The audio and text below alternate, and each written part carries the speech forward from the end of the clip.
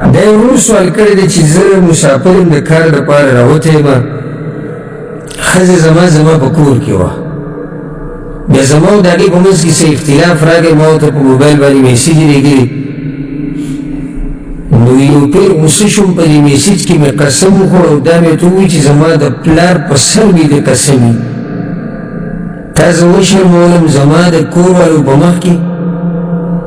نو ستا قصه به زه اوس ختموم ته سبا ګوره ستا قصه به زه اوس ختموم ته سبا ګوره دا مسلې مونږ ډېر راځي او غټه جاخه دې موبایل جوړه کړې ده غټه جاخه دې جوړ کړه بیا چې مونږ راشي نه د اکثر چې دې مسلو کې راځي نو زه مې پوه شم چې ډېر به داسې په نورو مسلو کې مې نه مني خو دې کې مې راځي خوار بس وي دا قرآن او حدیث نو چې بله مسله کې د قرآن او حدیثو کې بیا به وګوري نو بس بیا غریب ګډوډ شي خیر مونږ زموږ ذمهواري جواب ورکوو اوس دې نو خپلې ښځې ته میسیج کې شوي دي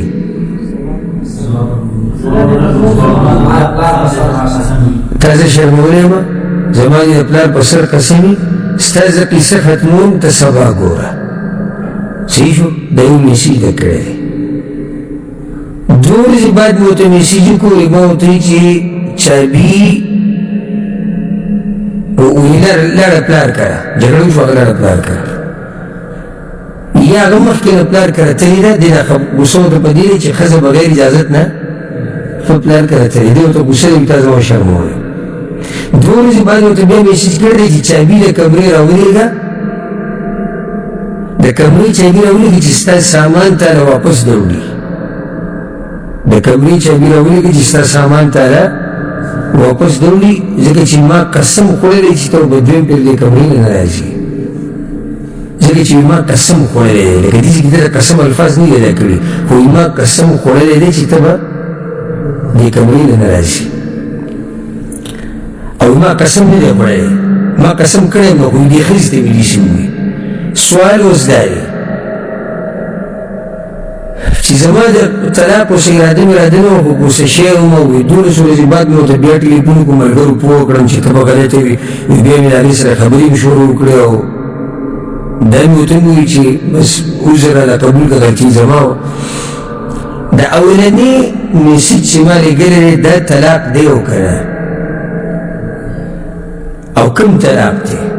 او دې دوی میسیج کې دا قسم دې اعتبار شته او که نه نو څو مسلې دي دو مسئلې الجواب او دا خبره یاده کړي مسلمان له پکار ده چې د خپلې ژبې حفاظت وکړي وروسته بیا ګرځي راګرځي یو ځای ته ځي او بل ځای ته ځي دا چې داسې وشو دا چې ده چېرته د اولې ورځې نه خپل ځان په کنټرول کې ساتلی او خپله ژبه نو دا جاخې به نه جوړېږي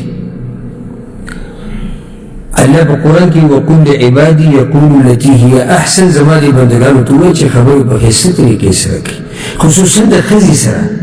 د ښځې او د خاوند په منځ کې خبرې په ښایسته طریقو سره پکار دي ولې ځکه چې دوی د یو بل سره ژوند تېروي وګت نو د یو بل سره به ګزاره کوي ښایسته خبرې به کوي او بیا دې ورور چې دا کار کړی دی خپله غلطي منلې ده دا هم ښه کار کړی دی دا د عزتمن انسان کار دی چې دې خطا شي د خپلې غلطۍ څه کوي اعتراف کوي اگر که د ښځې په مخ کې ووایي ښځې ته ووایي زه په خطا وم زه په غلط وم دې سره د چا قدر کمیږي نه بلکې دې سره عزت ښه ډېرېږي اولنی کار یا اولنی خبره خو زه دې ورور ته دا کومه یا په اولني پسې دویمه اولنه خبره د نصیحت دویمه خبره دا ده چې د الله د نوم نه علاوه د چا په سر قسم خوړلی یا د یو مخلوق په نوم دا شرک دی دې ورور چې د ښځې ته دا ویلي چې زما د پلار په سر قسم وي دا کار د ناروا کړی دی حدیث کې راځي پیغمبر صلی الله علیه وسلم امام ابو داود او ترمذي راوړل من حلف بغیر الله فقد كفر وشرك چا چې د الله د نوم نه علاوه په بل چا قسم وخوړو دی کفر وکړو یې شرک وکړو نو دا کار خو ناروا دی درېیمه خبره هغه دا ده د چې د خپلې ښځې ته دا ویلي دي چې تا زه د کور والا په مخ کې وشرمولم ته لاړې بې اجازته نو صبر زه ستا کیسه ختموم سبا به تا ته پته ولګي دا طلاق نه دی دا طلاق نه شمارلی کېږي بلکې دا وعده ده په طلاق سره وعده د په طلاق سره یعنی یرول دي چې زه به طلاق درکومه خو دا ورکړي نه دي. او داسې ډېر خلک زمونږ نه تپوس کوي راشي ما ښځې ته وایي چې وګوره طلاق درکم دا به طلاق شي که نه یو واده کول دي چې زه به طلاق درکوم یا یې په دې باندې او یو طلاق ورکول دي. نو دې موږ چې کومه خبره کړې ده چې ستا به زه قیسه ختمه کړم سبا به درته پته ولګي دا طلاق نه شمارلی کېږي. بله خبره څلورمه ده چې په دې دویم میسید کې سوي دي